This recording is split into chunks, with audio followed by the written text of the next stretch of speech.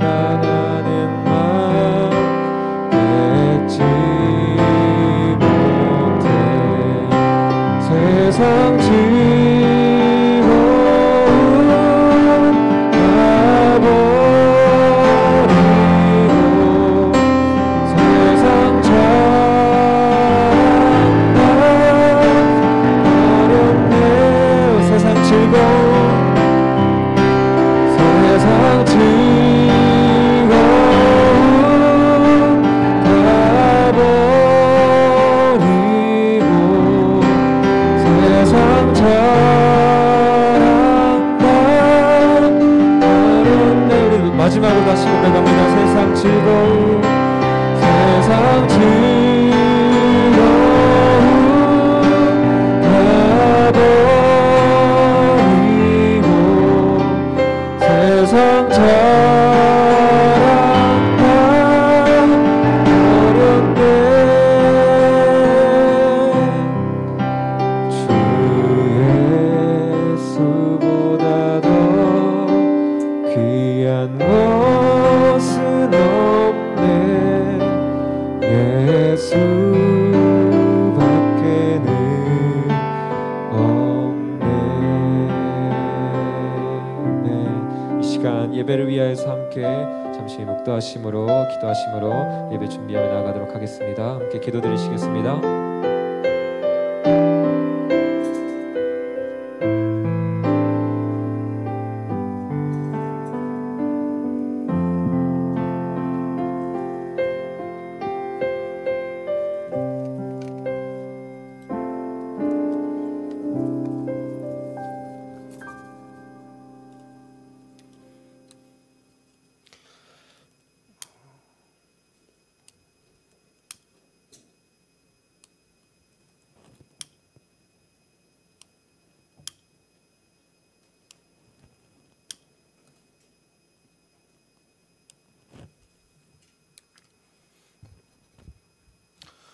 할렐루야, 반갑습니다.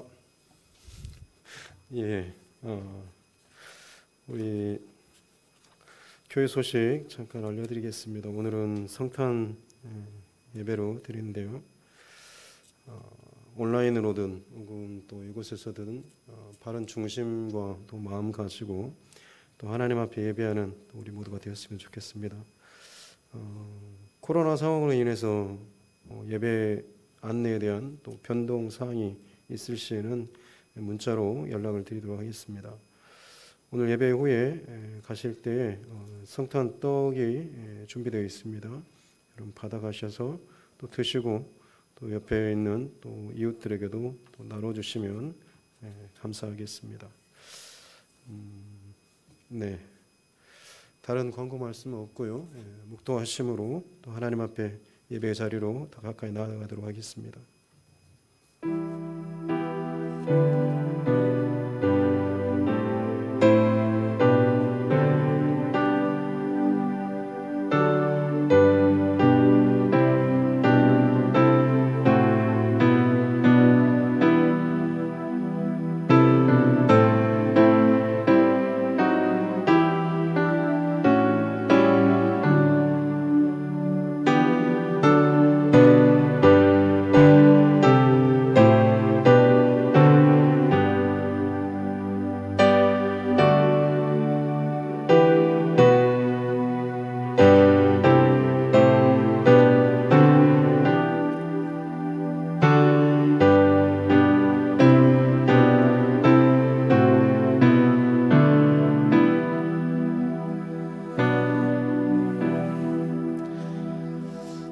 이는 한 아기가 우리에게서 낳고 우리에게 낳고 한 아들을 우리에게 주신 바 되었는데 그의 어깨에는 정사를 메었고 그의 이름은 기묘자라 모사라 전능하신 하나님이라 영존하시는 아버지라 평강의 왕이라 할 것임이라.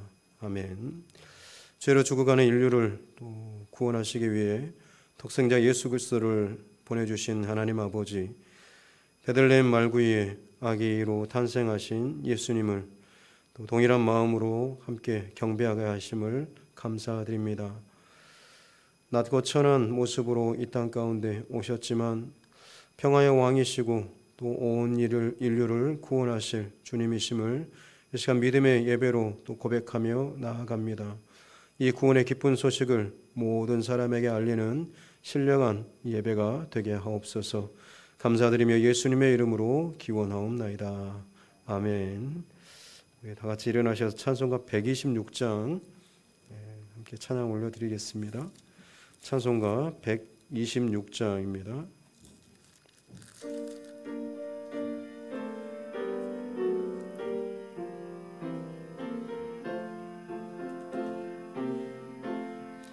정사 찬송하기를 거룩하신 구주께 영광 돌려보내세. 구주 오늘 나셨네. 크고 작은 나라들 기뻐하나 파여라.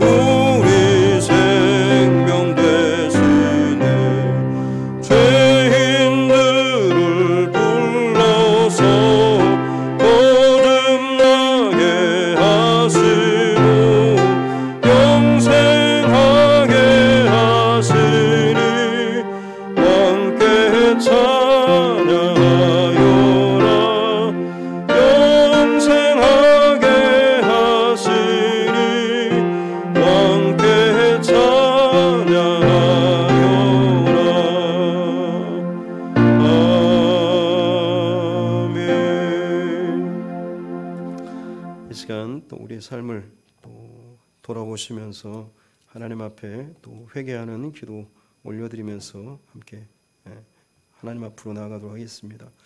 이 시간 함께 회개 기도 올려드리겠습니다.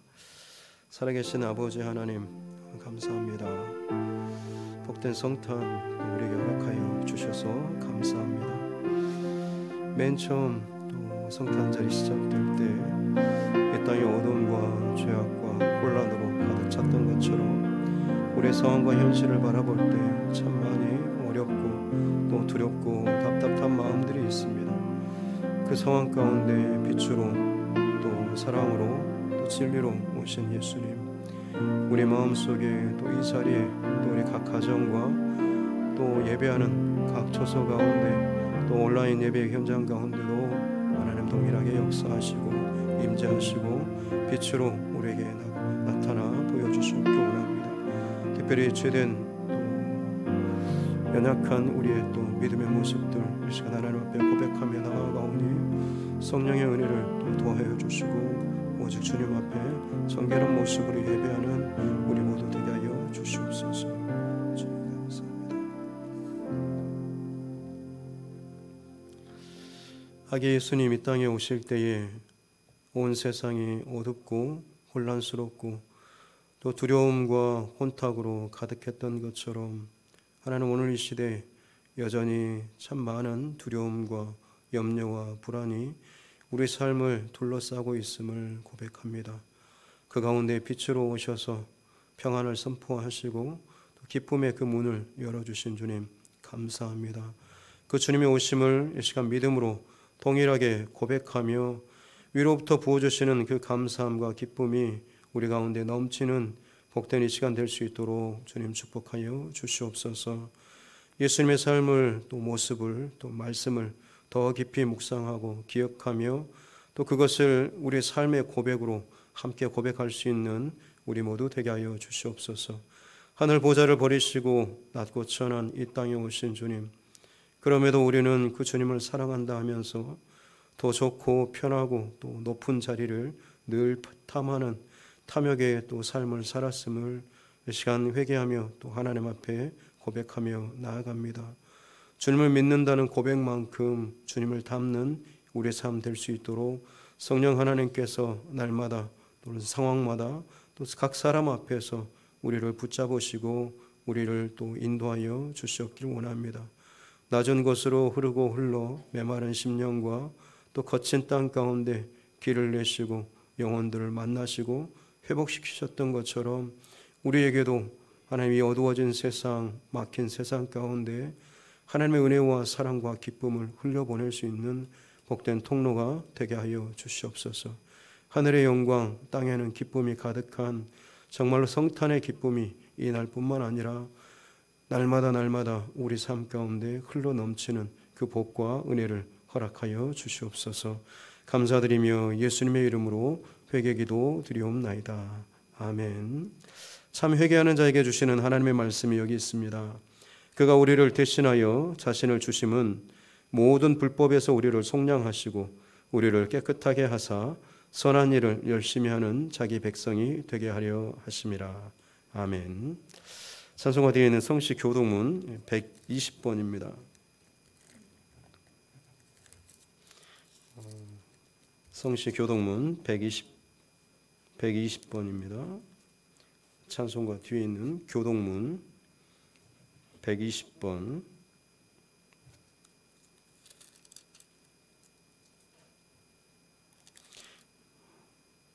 제가 한 절, 여러분들 한 절 교독하도록 하겠습니다. 찬송하리로다 주 이스라엘의 하나님이여, 그 백성을 돌보사 속량하시며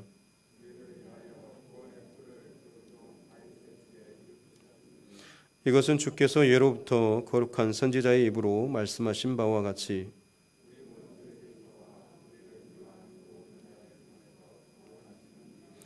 우리 조상을 긍휼히 여기시며 그 거룩한 언약을 기억하셨으니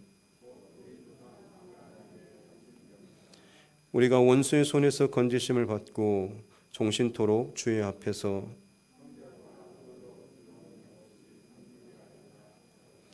이는 우리 하나님의 긍휼로 인함이라. 이로써 돋는 해가 위로부터 우리에게 임하여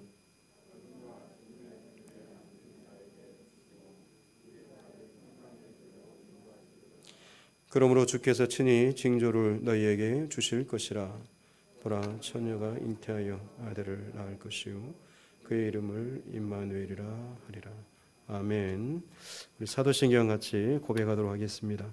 나는 전능하신 아버지의 하나님 천지의 창조주를 믿습니다.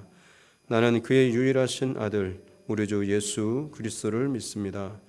그는 성령으로 잉태되어 동정녀 마리아에게서 나시고 본디오 빌라도에게 고난을 받아 십자가에 못 박혀 죽으시고 장사된 지 사흘 만에 죽은 자 가운데서 다시 살아나셨으며 하늘에 오르시어 전능하신 아버지 하나님 우편에 앉아 계시다가 거기로부터 살아있는 자와 죽은 자를 심판하러 오십니다. 나는 성령을 믿으며 거룩한 공교회와 성도의 교제와 죄를 용서받는 것과 몸의 부활과 영생을 믿습니다. 아멘. 다 같이 자리에 앉으셔서 찬송가 115장 함께 찬양 올려드리겠습니다. 찬송가 115장입니다.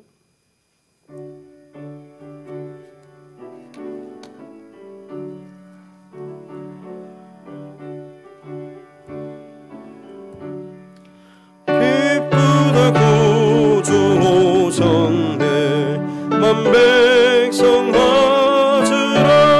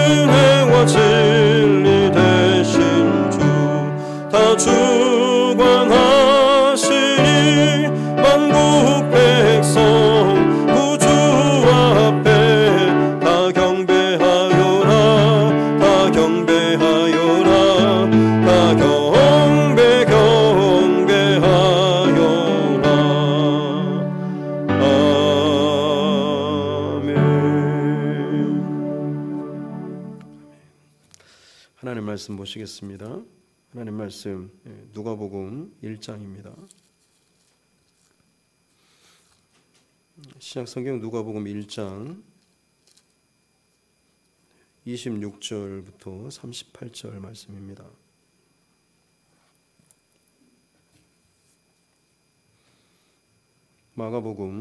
누가복음 1장 26절부터 38절 말씀입니다.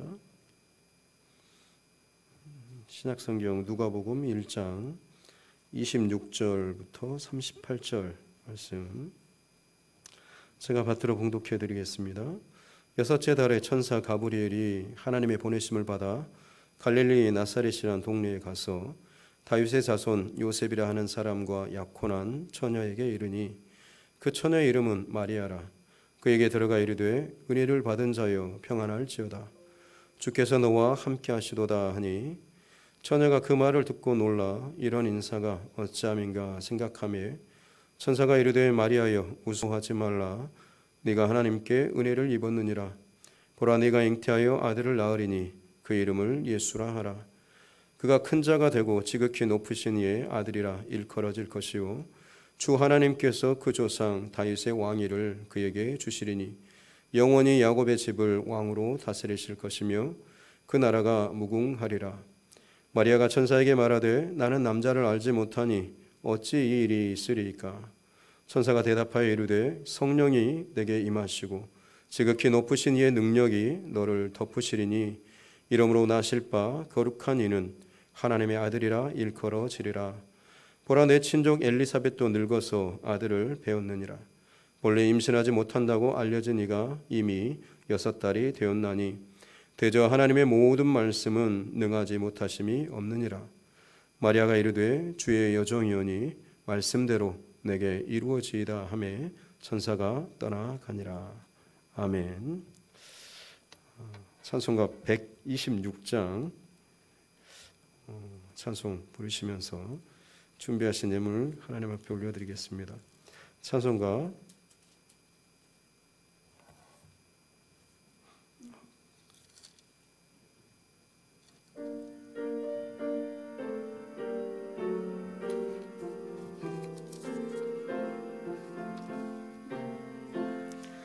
천사 찬송하기를 거룩하신 구주께 영광 돌려보내세 구주혼을 하셨네. 크고 작은 나라들 기뻐하다 파여라. 영광 받을 왕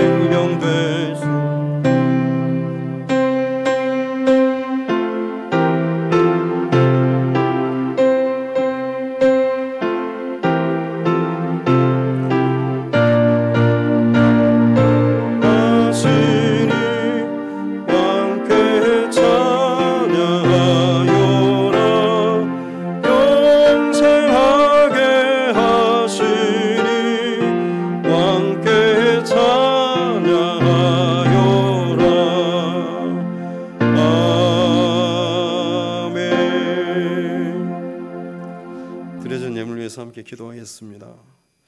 살아계신 아버지 하나님 감사합니다. 또 성탄을 또 맞게 하여 주시니 감사합니다.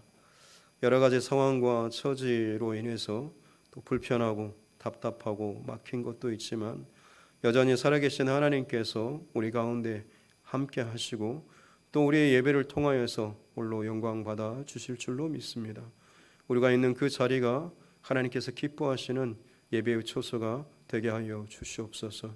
그 어떤 세상의 권세도 어둠의 세력도 우리의 예배와 또 우리의 기쁨을 결코 빼앗지 못함을 이 시간 우리의 믿음을 이 예배를 통하여서 당당하게 선포하며 하나님께만 영광 올려드릴 수 있는 우리 모두 되게 하여 주시옵소서. 귀한 시간 하나님 앞에 예물과 또 마음과 또 기도를 하나님께 올려드립니다. 이를 통하여서 주님 기쁘게 흠양하여 주시고 또 우리 사랑하는 또 자녀들 또 함께 예배하는 우리 중고등부 학생들과 사랑하는 주의 권속들 저들의 심령과 믿음의 고백을 주께서 받으시고 놀라운 은혜와 축복으로 대갚아 주시고 하나님께서 진정한 우리의 공급자 되심을 늘 믿음으로 더욱더 깨닫고 함께 선포할 수 있는 우리 모두 되게 하여 주시옵소서. 아직도 앞이 보이지 않고 또 앞으로 일이 어떻게 이루어질지 알지 못하오나 앞서서 길을 여시는 우리 하나님 믿음으로 신뢰하며 바라보며 이 시간도 예배하며 나아가길 원하오니 우리 가운데 기쁨과 은혜와 평강을 허락하여 주시옵소서. 감사드리며 거룩하신 우리 구주 예수님의 이름으로 축복하며 기도하옵나이다. 아멘. 가슴에 손을 얹고 따라 선포하겠습니다. 하나님은 나를 사랑하십니다. 나는 그 사랑 안에 있습니다. 하나님께서 오늘 나에게 말씀하실 것입니다. 나의 마음은 하나님을 향해 열려 있습니다. 아멘. 기쁜 성탄입니다. 네, 얼굴은 잘 보이지 않지만 눈은 더 하나님 앞에 또 맑은 또 중심과 고백으로 또 예배하는 또 온라인으로 함께 또 예배하는 우리 성도님들도 마찬가지로 다른 것에 방해받지 않도록 철저하게 더 중심의 예배를 드릴 수 있기를 주님의 이름으로 축복합니다. 요즘에는 운동하는 것이 참 많이 일상화되어 있고 또 우리 주변의 환경도 운동할 수 있는 환경들이 참 좋습니다. 특별히 새벽 예배 마치고 목양실 창문을 열면 고인돌 공원 산책로가 잘 보입니다. 그러면 아침마다 여러 사람들이 운동하는 모습을 많이 봅니다. 아마 여러분도 익숙하겠지만 굉장히 팔을 열심히 휘두르면서 큰 보폭으로 걸어가시는 분들 혹은 막 뒤로 걸어가시는 분들도 있습니다. 뭐 여기 등산로뿐만 아니라 산 중턱이나 혹은 산 고지에도 마찬가지로 운동하시는 분들이 굉장히 많이 있죠. 등산이나 아니면 산책로를 둘레길을 걷다 보면 중간중간에 물을 마실 수 있는 쉼터나 옹달샘 같은 그런 곳이 있죠. 거기에 보면 물을 떠먹을 수 있게 또 바가지가 있습니다. 여러분 바가지의 재료는 뭔가요? 플라스틱이죠. 만약 그것이 금칠이 되어 있다고 한다면 바가지가 남아있을까요? 안 남아있을까요? 아마 보이는 데서 가져가는 사람이 있을지 모르겠죠. 아마 저녁에도 후레쉬를 들고 떼가는 사람이 분명히 있을 것 같습니다. 근데 거기에 비치되어 있는 바가지는 플라스틱 깨지고 또 긁히고 해도 그냥 그 자리에 있는 그렇게 크게 비싸 보이지 않는 또 흔한 그런 바가지죠. 그렇습니다. 재밌는 사실은 하나님 앞에 쓰임받는 사람 또 하나님의 역사가 나타난 통로로 살아갔던 사람들이 금칠이 된 반짝반짝한 모든 것이 조건이 다 좋은 사람들이 아니라 참 어떻게 보면 참 흔한 혹은 싼 언제 어느 때나 어떻게든지 볼 수 있는 그런 사람들을 하나님께서 사용하셨다라고 하는 것이죠. 그것이 어떻게 보면 이 성탄절에 예수님의 족보에도 보면 그런 내용들이 나와 있습니다. 보통 족보는 남자들의 이름을, 아들들의 이름을 따르는데 예수님의 족보를 보면 마태복음에 보면 여성의 이름이 나오고 있습니다. 5명이나 나오는데요. 외우기 쉽게 다라마바사 이렇게 외우시면 아마 여러분 좀 더 편할 것 같습니다. 다말, 라합, 다라마는 마리아, 바는 바세바, 그다음에 시옷은 룻 할 때 해서 다라마바사를 외우시면 되겠습니다. 이 다말은 자기 그 대를 잇기 위해서 시아버지하고 관계를 맺은 여인이고, 라합은 여리고성의 기생 출신입니다. 룻은 이방 여인 모압 출신입니다. 시어머니를 쫓아서 왔다가 베들레헴에서 보아스를 만나서 다윗의 증조 할머니가 된 사람이 바로 이 룻이죠. 바세바는 우리아의 아내, 하지만 다윗의 그 정욕으로 인해서 남편을 잊지만 잃어버리게 되지만 결국 또 하나님의 은혜로 다윗과 혼인해서 다윗의 뒤를 잇는 솔로몬을 낳은 여인이 바로 이 바세바죠. 그리고 마리아는 지금 우리가 마리아에 대해서 굉장히 성모 마리아상 이렇게 보고 있지만 실제로 그때 당시 이 마리아는 그야말로 정말 시골 저 끝에 구석에 가난한 그런 여인이었습니다. 그런데 그 여인이 이처럼 놀라운 축복의 여인이 된 것이죠. 이 모든 여인들 다 말도 안 되게 참 출신이나 혹은 했던 일이나 흔적들 정말 보통 사람보다 어떻게 보면 더 못한 위치나 처지에 있는 사람들이었습니다만 그들이 하나님의 놀라운 축복의 통로로 쓰임받을 수 있었다라고 하는 것 기억할 수 있기를 바랍니다. 하나님의 쓰임받는 사람, 또 세상 가운데 정말로 큰 역할과 변화를 감당하는 사람은 그들이 뭔가 위대하고 대단하고 능력이 있어서가 아니라 위대하신 하나님께서 그들을 사용하실 때에 그렇게 쓰임받을 수 있다라고 하는 것이죠. 이 성탄절을 맞아서 저와 여러분의 삶도 마찬가지로 내 상황과 처지가 내가 어떤 스펙과 조건과 능력을 갖는 게 중요한 게 아니라 내가 하나님 손에 어떻게 붙들림 받고 쓰임 받는가라고 하는 것이 가장 중요한 주제다라고 하는 것을 다시 한번 또 기억하고 각자의 입술로 고백하는 저와 여러분 모두가 될 수 있기를 주님의 이름으로 축복합니다. 오늘은 방금 말씀드린 5명의 여인 가운데 마리아라고 하는 이 여인에 대해서 이야기를 함께 살펴보고자 합니다. 오늘 26절 말씀에 보면 6째 달에라고 하는 표현이 나오는데요.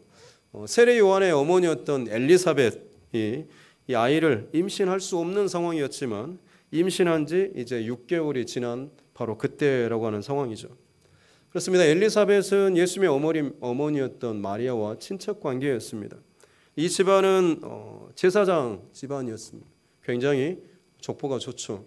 출신도 좋고 그리고 많은 사람들로부터 존경과 대우를 받았습니다. 문제는 집에 아이가 없었다라고 하는 거죠. 아이를 갖기 위해서 얼마나 많은 노력과 수고와 물질, 시간들을 엄청나게 들였을 겁니다. 그러나 결국 아이를 낳지 못하고 그냥 나이가 들어서 할머니가 되어버렸습니다.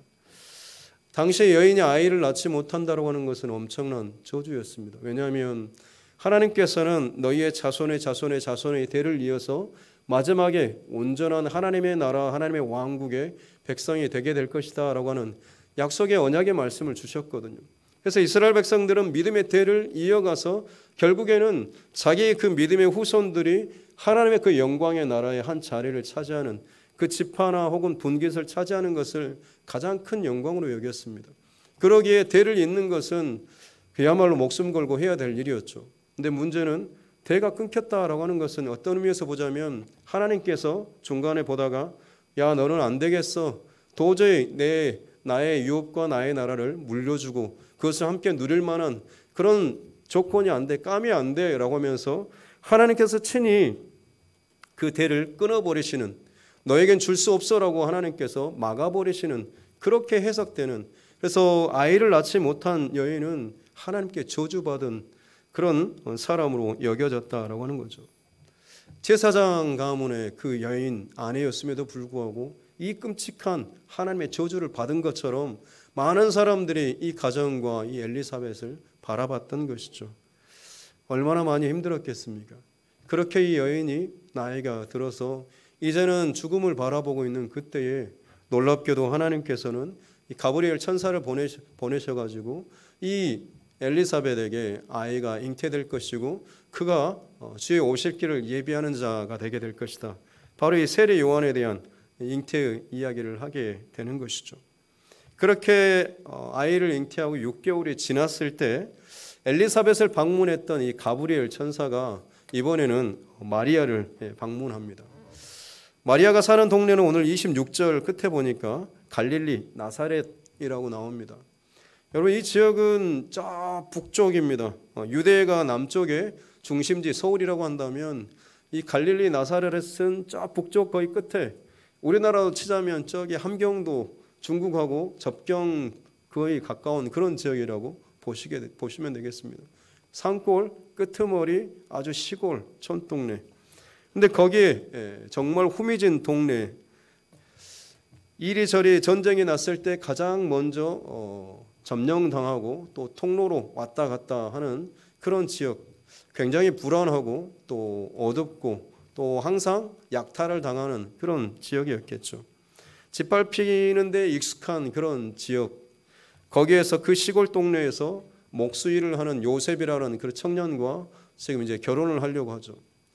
지금이야 목수일이 굉장히 기술직이고 또 상당히 돈도 많이 벌고 합니다만 당시에 이 목수는 굉장히 천한 직업으로 여겨졌습니다. 그런데 지금 그 시골에 목수 일을 하는 직업의 그 청년을 자기 남편으로 이제 약혼을 하고 해 있는 바로 그런 상태이죠. 세상적으로 보면 정말 평범하다 못해 정말 초라한 그런 한 가정, 한 여인이라고 볼 수가 있는 거죠. 근데 그 마리아에게 하나님께서 메신저였던 이 가브리엘 천사를 보내신 겁니다. 그리고 말씀을 전하시죠. 오늘 28절 말씀입니다. 우리 다 같이 함께 한번 읽어보도록 하겠습니다. 28절입니다. 시작. 그에게 들어가 이르되 은혜를 받은 자여 평안할지어다 주께서 너와 함께 하시도다 하니. 가브리엘 천사가 갑자기 지금 나타나서 이 말을 전하고 있는데, 여러분 당시의 상황이 어떤 상황이냐면 이스라엘의 나라가 망하고 나서 400년 동안이나 이리저리 끌려다니고 휘돌아다니고 여러 나라, 로마나 바벨론이나 페르시아, 세계 그 혼동의 역사 가운데 이스라엘은 아무런 주권이나 힘도 없이 계속해서 종살이를 했던 그런 시기입니다. 더군다나 영적인 암흑기, 말라기 선지자 이후로 그 다음에 400년이 넘는 시간 동안 어떤 선지자도 일어나지 않았습니다. 이 말은 뭐냐면 하나님께서 말씀을 주셔서 선포하게 하셔야 되는데 말씀이 주시지 않으니까 선포하고 사용되는 이 선지자들도 없었다라고 하는 거죠. 400년이 넘도록 말씀과 징조와 이상과 기적과 이 모든 것들이 나타나지 않는 그야말로 절망과 어둠의 시기였다라고 하는 겁니다. 근데 갑자기 지금 어느 날 갑자기 그 시골에 한 동네에 한 처녀, 약혼한 이 처녀에게 지금 천사가 나타나서 이런 인사를, 은혜를 받은 자여 평안할지어다 주께서 너와 함께 하신다. 그냥 예전에 말로만 듣고 들었던 그 천사에 대한 그 이야기, 근데 그가 직접 나타나서 내게 지금 평안의 인사를 전한다고 하니 마리아가 얼마나 놀랬겠습니까? 근데 그것이 단순한 놀램이 아니라 그 놀램은 두려움에 가까웠던 것이죠. 그래서 천사가 하는 말이 마리아여 두려워하지 말라 네가 하나님께 은혜를 입었느니라 라고 하면서 핵심 메시지를 그 다음에 전해주죠. 내용인즉 네가 잉태하여 아들을 낳을 것인데 그 이름을 예수라고 해라. 그리고 그분은 어떤 분이냐면 지극히 높으신 하나님의 아들, 다윗의 후손으로 오리라고 약속된 메시아이시다라고 이야기를 해주죠. 이 상황에 대해서 마태복음에서 이 마태 저자는 이 모든 일이 이사야 선지자로 하신 말씀, 보라 처녀가 잉태하여 아들을 낳을 것이고 그 이름을 임마누엘이라 하리라 라고 하니 번역한즉 하나님이 우리와 함께 계시다라고 하는, 마리아에게 주께서 너와 함께 하시도다라고 했던 것처럼 지금 이사야 선지자의 그 예언이 이 마리아에게 방문했을 때 천사의 이 사건이 이루어졌다라고 기록을 하고 있는 거죠. 다시 말씀드립니다. 400년이 넘는 시간 동안에 아무런 뭣도 없다가 갑자기 지금 이런 은혜를 받은 자여라고 하면서 이런 메시지를 전해주고 있는 것이죠. 얼마나 놀래고 두려웠을까. 아니, 그것을 떠나서 정말 이 전해주는 메시지가 나에게 축복의 메시지, 은혜의 메시지, 정말 내가 은혜 받은 사람인가 라고 하는 것 한번 여러분 생각해 보지 않았겠습니까? 이것이 나에게 정말 독이 되는가, 득이 되는가, 은혜가 되는가, 아니면 상처가 되는가, 손해가 되는가, 들을 때마다 이것이 분명히 내 안에서 점검되고 계산될 것입니다. 여러분, 내가 메시아, 하나님의 그 아들을 낳는다라고 하는 것, 아마 이 일에 대해서 오래전부터 사모하면서 기도하면서 준비했다라고 한다면 어쩌면 이것에 대해서 기쁨으로 은혜로 받을 수도 있을지 모르겠습니다. 하지만 이 마리아는 다시 말씀드리지만 결혼할 남자가 있었습니다. 그리고 지금의 전해주는 이 말씀에 대해서는 아무런 생각도 아무런 준비도 하지 않는 그런 상황이었습니다. 근데 갑자기 어느 날 쑥 나타나셔서 네가 메시아를, 하나님의 아들을 낳을 것이다 라고 하니 이게 정말 놀라운 일이고 두려운 일이고 과연 이게 자신에게 은혜였을까라고 하는 것이죠. 왜냐하면 잠깐만 머리를 다른 곳으로 돌려보면 지금의 상황이 너무나 두려운 일이기 때문에 그렇습니다. 상상하기도 힘든 그 끔찍한 일이 일어날 수도 있는 것이죠. 당시의 약혼은 지금의 약혼과는 달리 당시에 약혼을 했다라고 하는 것은 이미 결혼이나 마찬가지로 남편 시댁의 집에 이름을, 족보의 이름을 올리는 것이나 마찬가지다. 법적으로는 부부로 인정받는 상황이 바로 이 약혼, 정혼이라고 하는 것이었습니다. 그런데 그 약혼한 상태에서 여인이 다른 남자의 아이를 임신했다라고 한다면 그것이 드러나게 되었을 경우에는 그야말로 이 여인은 돌에 맞아 죽는 것이고 그 여인의 아버지는 평생 수치를 안고 살아야 하는 그런 현실적인 두려움과 문제가 있었던 것이죠. 그래서 마리아도 직감했던 거죠. 왜냐하면 결혼할 나이였기 때문에 지금 누구보다도 이 모든 상황에 대해서 민감하고 또 조심해야 될 그런 상황이었습니다. 근데 지금 갑자기 이 모든 것을 다 깨뜨리고 들어오는 것이기 때문에 두렵고 거절하는 마음이 있었던 거죠. 그래서 마리아가 하는 말이 34절에 나와 있습니다. 우리 34절 같이 한번 읽어보겠습니다. 시작. 마리아가 천사에게 말하되 나는 남자를 알지 못하니 어찌 이 일이 있으리이까. 예, 아이고 말도 안 됩니다라고 하는 그런 말을 하고 있는 것이죠. 이건 도저히 일어날 수 없습니다라고 하죠. 하지만 결국 마지막 오늘 38절 말씀에 보면 어떻게 대답합니까? 주의 여종이오니 말씀대로 내게 이루어지이다라고 고백을 하고 있죠. 두렵고 염려스럽고 걱정되어서 거절하고 싶은 그런 상황이었는데 결국에는 믿음으로 순종하는 그런 모습으로 달라지고 있습니다. 여러분, 두려움과 염려에서 순종과 믿음으로 바뀌어지는 그 중간에 어떤 일이 있었을까? 오늘 그 말씀을 나누고자 합니다. 첫 번째로는 35절부터 37절 말씀에 해답이 나와 있는데요. 두려움과 불신에서 믿음으로 바뀌게 되는 그 과정. 첫 번째, 성령이 내게 임하고 지극히 높으신 이의 능력이 너를 덮으면 이 일이 가능하다라고 하는 거죠. 성령의 임함, 임재, 그리고 지극히 높으신 이의 능력. 여기서 능력은 디나미스라고 해서 다이너마이트와 같은 어근의 단어입니다. 폭발적인, 깨뜨리는, 파괴하는, 뒤집어 엎는 네 안에 있는 모든 현실과 상식과 두려움, 이것들을 깨뜨릴 수 있는 그 힘과 능력이 너를 덮으면 이것이 가능하다라고 하는 것이죠. 두 번째로는 엘리사벳의 이야기를 들려줍니다. 36절에서. 왜냐하면 엘리사벳도 벌써 임신하지 못하고 나이가 다 들고 이미 경수까지 끊어진 상황인데도 불구하고 아이를 임신해서 지금 6개월이 지났다라고 하는 것은 불가능한 일을 가능케 하시는 그 하나님의 증거 혹은 예표, 이 일들을 먼저 보여주는 거죠. 아, 이런 일을 하셨네 라고 하는, 저거 안 될 줄 알았는데 하시는 그 하나님의 일을 미리 샘플로 보여주시는 거죠. 그래서 이 마리아로 하여금 내게도 이 일이 일어날 수 있겠구나 라고 하는 것을 용기를 주고 힘을 주고 길을 열어주는 역할을 하는 것입니다. 그리고 마지막 세 번째가 37절에 보면 이것은 내 말이 아니라 전능하신 하나님의 말씀이다. 가브리엘 천사가 내가 그냥 내 뜻대로 내 생각대로 하는 것이 아니라 이것은 하나님의 말씀이다. 하나님께서 반드시 말씀하시는 바를 이루시는 바로 그 하나님의 말씀이시다라고 하는 것이죠. 그렇습니다. 종합해 보면 성령의 능력과 이미 하신 증거들, 그리고 무엇보다도 살아계신 하나님의 말씀이라고 하는 그 믿음이 있을 때에 불신과 두려움, 걱정에서 믿음으로 바뀌게 될 수가 있다라고 하는 것이죠. 다시 말씀드립니다.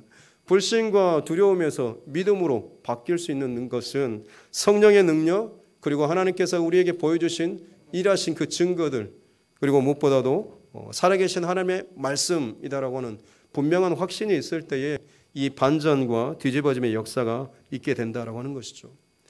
마리아는 지금 이 과정을 통과했습니다. 그래서 마지막 38절에서 그의 고백을 하고 있는 것이죠. 우리 다 같이 38절 나의 믿음의 고백처럼 함께 좀 읽어보도록 하겠습니다. 38절입니다. 시작. 마리아가 이르되 주의 여종이오니 말씀대로 내게 이루어지이다 하매 천사가 떠나가니라. 할렐루야. 주의 여종이오니 말씀대로 내게 이루어지이다 라고 하는 것이죠. 이 고백이 저와 여러분의 평생의 고백 될 수 있기를 주님의 이름으로 축복합니다. 예. 근데 여러분, 이때 당시에 결혼 정년기가 몇 살이었는지 아십니까? 지금은 결혼하려고 하면 20대 후반, 30대, 좀 더 늦춰지면 40대까지 그렇게 결혼을 하지 않습니까? 근데 이때 당시에 결혼 정년기가 12살에서 15살이 보통 결혼하는 그런 여인의 나이였습니다. 지금으로 치자면 중학생이겠죠? 그래요. 중학생 나이 때인 거예요. 지금 마리아가 어떻게 보면 지금 10대 초반이라고 볼 수가 있는 거죠. 지금의 이 시대에 만약 이런 일이 일어난다고 한다면 여러분의 가정에서는 무슨 일이 벌어질까요? 오늘날 중학생 딸이 엄마 나 성령으로 잉태됐대, 엄마 나 임신했어 라고 말한다고 한다면 아무리 365일 기도로 하나님 앞에 사는 사람이라고 할지라도 이 사실, 이 현실 어떻게 받아들일까요? 할렐루야라고 하면서 받아들일 수 있을까요? 지금의 상황에서도 마찬가지 일어난다고 한다면요. 자기의 딸이 배가 불러오면 분명히 사람들이 아버지를 찾지 않겠습니까? 아버지가 누구래? 애 아빠가 누구래? 말을 할 거 아닙니까? 물을 때 뭐라고 대답할 수가 있겠습니까? 성령으로 잉태됐어 라고 말할 수가 있겠습니까? 사람들이 뭐라고 생각할까요? 뭐라고 수군거릴까요? 온갖 그런 마음들이 지금 들지 않으십니까? 그런데도 그 모든 것을 감당하면서 받아들일 수가 있으시겠습니까? 어찌 보면 부모도 감당하기 힘든 일을 이 10대 이 소녀가 감당하겠다라고 오늘 고백을 하고 있는 것이죠. 더구나 이 마리아의 고백은 훨씬 더 크고 많은 것을 포함하고 있습니다. 예수님의 정결 예식을 치르기 위해서 예루살렘 성에 들어갔을 때 시몬이라고 하는 사람이 이 마리아에게 예언하듯이 말하면 이 아이는 많은 사람의 표적이 될 것이고 칼이 내 마음을 찌르듯 할 것이다 라고 합니다. 많은 사람들이 예수님을 대적하면서 공격하고 비방하는 그런 표적이 될 것이다 라고 하는 것. 그리고 너의 마음은 칼이 찌르는 것처럼 아플 것이다. 왜냐하면 사람들의 그 비난과 비방과 그 모욕과 많은 것들을 마치 내 자녀가 당하는 것을 어미가 보게 되면 내가 당하는 것처럼 아니 더 많이 아프고 힘들지 않습니까? 그 모든 고통을 이 마리아 네가 감당하게 될 것이다 라고 이야기하는 것이죠. 더군다나 이 마리아는 자식이었던 이 아들 예수가 자기보다 더 먼저 죽지 않습니까? 자식이 내 눈앞에서 그 죽는 그 모습을 봐야 하는 것이고 평생 그것을 가슴에 묻고 살아야 하는 것이죠. 마리아의 이 고백은 주의 여종이오니 말씀대로 내게 이루어지이다라고 하는 이 고백은 단순한 어떤 기분이나 감정에 의한 것이 아니라 정말로 모든 상황과 이 여건들을 싹 다 포함해서 다 고백하는 것이죠. 얼마나 대단한 순종입니까? 주의 여종이오니 한 여인 아니죠. 한 소녀이죠. 이 소녀의 고백으로 인해서 예수님께서 이 땅 가운데 오실 수가 있었다라고 하는 것이죠. 참 연약한 시골 동네의 어린 한 소녀의 순종으로 인해서 온 세상이 진동하고 깨지고 뒤집어지는 역사가 일어났다라고 하는 것입니다. 얼마나 놀라운 사건입니까? 저는 오늘 이 마리아의 순종을 묵상하고 또 그것을 바라보면서 목사로서 참 많이 부끄러움을 느꼈습니다. 나는 주의 종이라고 칭함을 받는 사람인데, 스스로 늘 주의 종이라고 입에 달고 사는 사람인데, 과연 나는 나의 순종으로 인해서 어떤 내 주변의 변화나 역사나 하나님의 일하심, 능력이 나타나고 있는가? 아니, 내가 정말 하나님께 순종하려고 몸부림치고 있기는 한 것인가? 고민하고 있기는 있는 것인가? 종이라고는 하는데 정말 전혀 주님을 주인으로 모시지 않고 따르지 않고 순종하지 않는다고 한다면 무늬만 그렇지 결국에는 껍데기밖에는 되지 않는 것 아니겠습니까? 경건의 모양은 그럴듯하게 많이 나타나는데 그 안에 알맹이는 없이, 경건의 능력은 없이 살아가고 있지는 않은지, 여러분은 어떠신가요? 여러분의 지금 장로님도 계시고 권사님도 계시고 집사님도 계시고 교회의 어른 혹은 집안의 어른, 믿음의 어른들, 스스로에게 좀 질문하고 점검해 봤으면 좋겠습니다. 나는 지금 하나님 앞에 어떤 순종을 통하여서, 어떤 하나님의 능력과 하나님의 일하심과 하나님의 역사가 나를 통하여서, 나의 순종을 통하여서 나타나고 있는가? 내 삶의 주변에 어떤 은혜의 흔적이 나타나고 있는가라고 하는 것을 점검해 보셨으면 좋겠습니다. 2000년 전 하나님께서는 한 소녀를 찾으셨습니다. 그 소녀는 도시에 혹은 화려한 집에 편안한 그런 위치에 있지 않았습니다. 시골 동네, 아무도 주목하지 않는 참 가난한 그런 집의 소녀였던 것이죠. 하지만 하나님께서는 그녀를 문으로 삼으셨습니다. 예수님께서 이 땅에 강림하실 바로 그 정결하고 순결한 문으로 삼으셨던 것이죠. 특별히 사랑하는 우리 중고등부 학생들, 정결하시고 순결할 수 있기를 주님의 이름으로 축복합니다. 세상 것으로 스스로를 더럽히지 마십시오. 세상 것으로 아무리 화려하게 치장하고 꾸민다라고 할지라도 그것은 결국에는 더럽혀지고 묻는 것밖에는 되지 않습니다. 하나님께서 위대하게 귀하게 쓰시는 그 통로는 순결한 사람, 정결한 그릇을 사용한다라고 하는 것 꼭 기억할 수 있기를 바랍니다. 마리아는 하나님의 말씀을 믿음으로 순종했죠. 힘들었지만 그 말씀을 자신의 마음속에 품었습니다. 그리고 그것을 순종하며 나아갔을 때 결국엔 그 말씀이 그의 안에 잉태되어서 열매로, 결과로 나타나게 되었다라고 하는 것이죠. 마리아는 예수님을 잉태했지만 우리에게도 마찬가지입니다. 말씀이신 예수 그리스도, 우리에게도 마찬가지로 말씀이 떨어지면 그 말씀이 내 안에 아멘으로 받으면 우리는 말씀을 잉태하는 자, 그 말씀을 받는 그릇이 되는 것이죠. 그렇다고 한다면 말씀은 살았고 운동력이 있고 사람들의 그 심령을 찔러 쪼개는 그런 능력이 있지 않습니까? 그런데 그 씨앗이 되는 말씀이 내게 들어왔는데 내게 있어서, 내 삶에 있어서 열매로 나타나지 못한다고 한다면 어떤 문제가 있는 것이겠습니까? 말씀에 씨앗에 문제가 있는 것이 아니라 그것을 키워내지 못하고 열매 맺지 못하는 나의 두려움, 의심, 불신, 포기하고 더럽혀지는 그런 모습, 이것이 문제 아니겠습니까? 예수님이 이 땅에 오실 때 세상은 여전히 혼돈스러웠고 어두웠고 더럽혀졌고 참 혼탁했습니다. 많은 믿음의 사람들을 무시했습니다. 지금의 우리의 모습과 닮아 있지 않습니까? 오늘 시대 우리는 참 교회에 대해서 혹은 믿는 사람들에 대해서 타락했다, 변질됐다, 말도 안 된다, 보기 싫다, 손가락질을 합니다.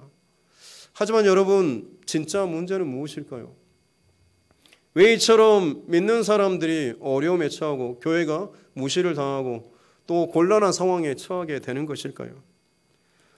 가장 근본적인 문제는 다른 어떤 것이 아니라 믿음의 사람들, 그리스도인들이 말씀을 놓쳐버렸기 때문에 그렇습니다.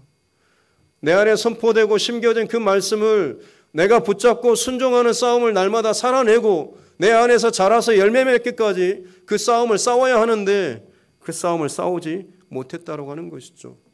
포기하고 혹은 돌이키고 혹은 타협하는 이 모습이 있어버렸기 때문에 말씀이 온전하게 열매로 나타나지 못한 채 중간에서 떨어져 버리거나 혹은 사라져 버리는 혹은 빼앗겨 버리는 일들이 일어나게 되었다고 하는 것입니다. 사랑하는 성도 여러분, 우리 성경 속에서 보여주는 수많은 인물들 있지 않습니까? 노아가 만약 그 노아의 방주를 준비하다가 아이 너무 힘들어 나도 좀 놀고 쉴래라고 하면서 같이 사람들하고 먹고 마시고 놀았다고 한다면 어떻게 됐겠습니까? 아브라함이 조카 롯과 나눠질 때에 나만 왜 이렇게 거친 땅으로 가야 해? 나도 소돔과 고모라성 좋은 곳으로 나도 가고 싶어라고 하면서 그곳으로 갔다면요. 요셉이 보디발의 아내와 유혹에 넘어가서 바람을 피고 혹은 감옥에 갇혔을 때 너무 힘들다고 인생을 포기하고 자살해버렸다면요. 혹은 애굽의 총리가 되었을 때 형들에게 안갚음을 하고 복수하고 그냥 거기서 끝나버렸다고 한다면요. 모세가 바로와 싸우다가 도저히 안 되겠다 싶어서 중간에 포기하고 다시 광야로 도망쳤다면요. 다윗이 사울에게 쫓기다가 도저히 이 시간을 견딜 수가 없어서 스스로 사울에게 자수하고 항복하러 가서 죽임당해버렸다고 한다면요. 수많은 선지자들, 왕들, 믿음의 선지자들 자신들의 그 삶의 중간에 포기해버렸다면 여러분 어떻게 됐겠습니까?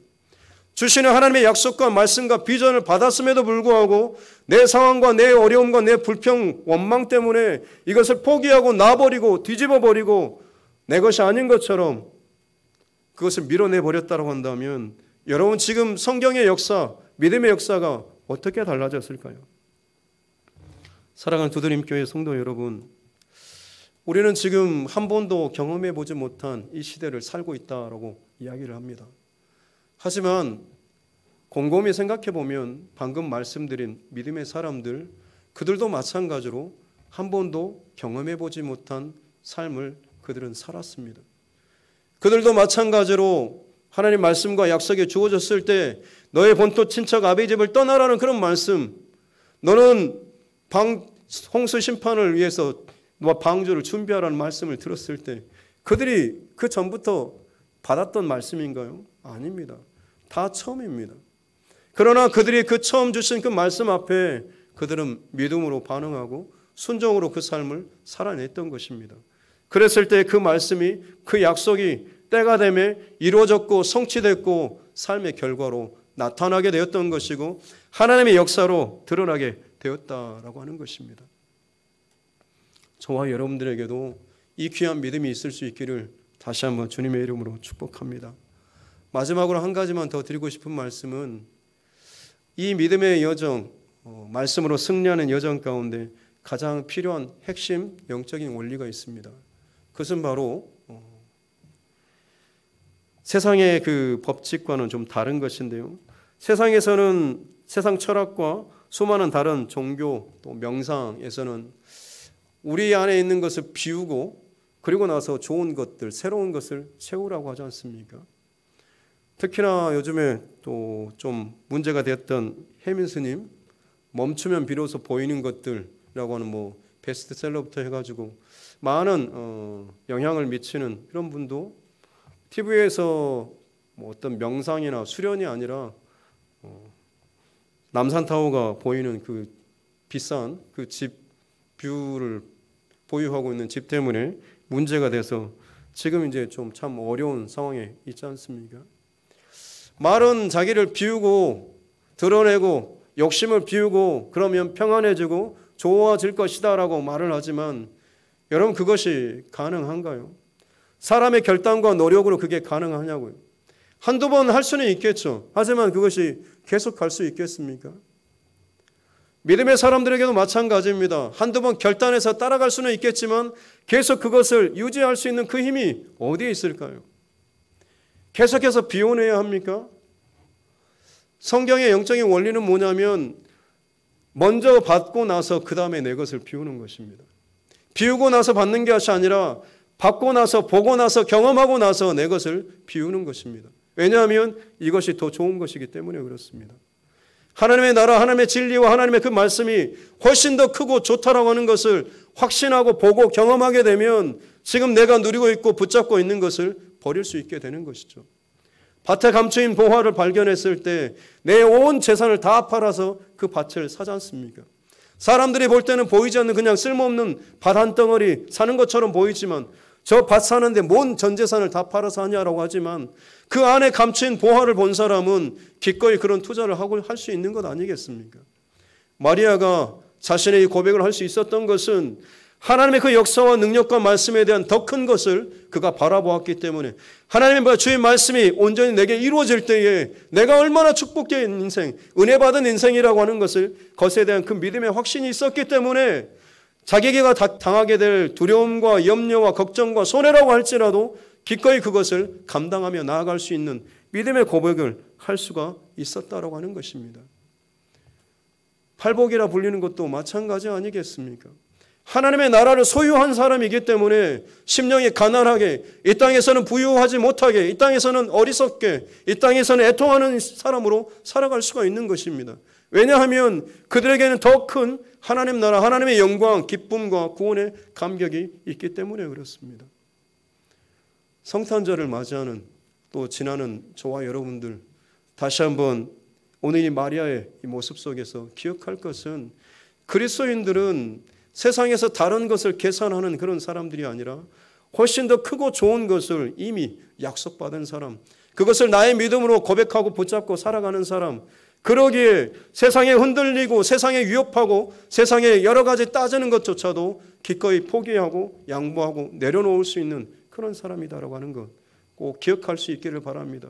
그 믿음의 고백으로 하루하루 살아갈 때에 반드시 하나님께서 여러분 각자에게 주시는 약속의 말씀이 성취되고 여러분을 통하여서 참 하나님의 놀라운 은혜가 이 땅 가운데 드러나게 될 줄로 믿습니다.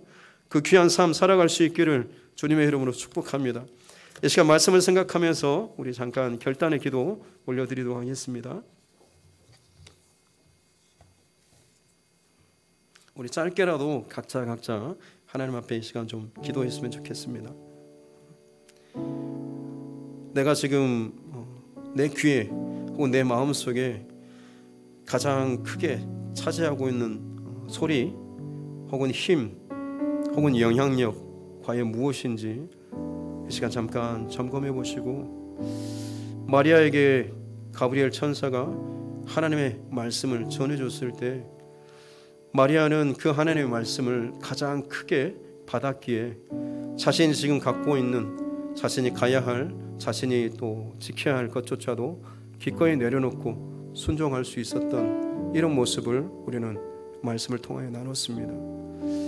동일하게 하나님께서는 이 시대 가운데 믿음의 역사를 이루시기를 원하시고 하나님의 사람들을 통하여서 한 번도 가보지 않는, 한 번도 경험해보지 못한 길 가운데 여전히 믿음의 길과 생명의 길과 사랑의 길과 구원의 길을 나타내시기를 우리 하나님께서는 원하고 계십니다. 그 일에 헌신하고 쓰임받을 하나님의 사람들을 찾고 계시는 줄로 믿습니다. 화려한 빛나는 그런 도시가 아니라 거칠고 외질고 혹은 가난하고 보잘것없는 시골 소녀라고 할지라도 그가 하나님의 말씀 앞에 믿음으로 고백하면서 그 말씀이 내게 가장 큰 것입니다라고 고백했을 때에 그녀는 세상 그 누구보다도 비교할 수 없는 축복의 통로로서 쓰임받는 인생이 되었습니다. 하나님, 오늘 이 시대 가운데 내가 지금 주목하고 바라보고 붙잡고 순종하며 엎드리는 것이 무엇인지 다시 한번 이 시간 점검하고 주의 말씀에 다시 한번 엎드리는 자, 주의 말씀 앞에 아멘으로 응답하며 살아가는 자 될 수 있도록 해달라고, 성령 하나님 날마다 우리의 생각과 마음을 붙잡아 주시옵소서라고 우리 이 시간 함께 주여 한번 이 시간 함께 기도하겠습니다. 주여 아버지 하나님 앞에서 우리의 삶을 고백하며 나아갑니다. 부족하고 연약하고 또 더디는 인생, 주변을 바라볼 때마다 참 두렵고 염려스러운 소식들이 참 우리를 힘들게 하고 있습니다. 아버지 하나님, 그러기에 우리 가장 필요한 것은 어떻게 하면 세상 가운데 더 잘 살지, 세상의 그 처세술이 아니라 어떻게 하면 하나님 말씀을 내가 더 주목하며 받고 그 말씀이 내 안에서 이루어질지 그것을 아멘으로 받고 응답하며 나아갈 나아갈 수 있는, 더 크고 놀라운 하나님의 그 말씀을 말씀대로 받을 수 있는 나의 믿음이 정말 이 시대 가운데 필요한 줄로 믿습니다. 한 번도 경험해 보지 못한, 한 번도 가보지 못한 그 길 가운데 하나님께서는 하나님의 사람들을 세우셔서 믿음의 길을 지금도 여전히 내고 계시는 줄로 믿습니다. 우리 사랑하는 중고등부 학생들, 또 사랑하는 믿음의 권속들 가운데 이 믿음의 전기가, 믿음의 역사가 오늘 이 자리부터 다시 한번 시작될 수 있도록 은혜를 더하여 주시옵소서. 주님 감사합니다. 살아계신 아버지 하나님 감사합니다. 참 복된 이 성탄, 어려운 상황 속에서 하나님 앞에 또 예배할 수 있도록 은혜 주시니 감사합니다. 참 어리고 어린 또 연약한 이 마리아, 그가 생각하고 계산하고 따지고 두려워할 것들이 너무나 많았지만 하나님의 약속의 말씀을 그 무엇보다도 크게 여기고 크게 믿음으로 받고 크게 믿음으로 순종했을 때에 그는 여인 중에 가장 복된 은혜 받은 여인이 되었음을 이 시간 말씀을 통하여서 또 듣게 하여 주시니 감사합니다. 여전히 이 시대 가운데 하나님께서 새 일을 행하시기를 원하시고 새 길을 내기를 원하시고 여전히 구원의 그 강물이 세상 가운데 흘러가기를 원하고 계시는 줄로 믿습니다. 이 일에 쓰임받을 하나님의 사람들을 지금도 찾고 계시는 줄로 믿습니다.